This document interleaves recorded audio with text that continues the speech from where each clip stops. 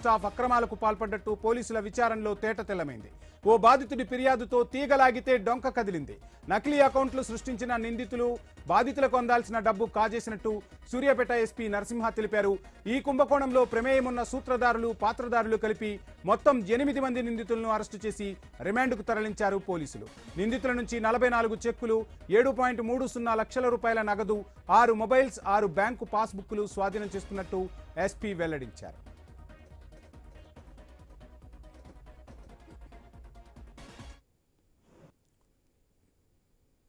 Huzur Nagar ex-MLA ఆఫీస్లో పనిచేసేటువంటి కొంతమంది ఎంప్లాయీస్ ఆ చెక్కుని వాళ్ళు ఫేక్ విక్టిమ్ని క్రియేట్ చేసి వాళ్ళ ఖాతాలోకి మళ్లించి అసలైనటువంటి అనారోగ్యం పాలై ట్రీట్మెంట్ పొందినటువంటి వ్యక్తికి చెందకుండా ఈ డబ్బులని ఎక్స్ఎమ్మెల్యే గారి ఆఫీస్లో పనిచేసినటువంటి వ్యక్తులు వాళ్లకు వినియోగించుకొని అసలైన బాధ్యతని మోసం చేయడం జరిగింది.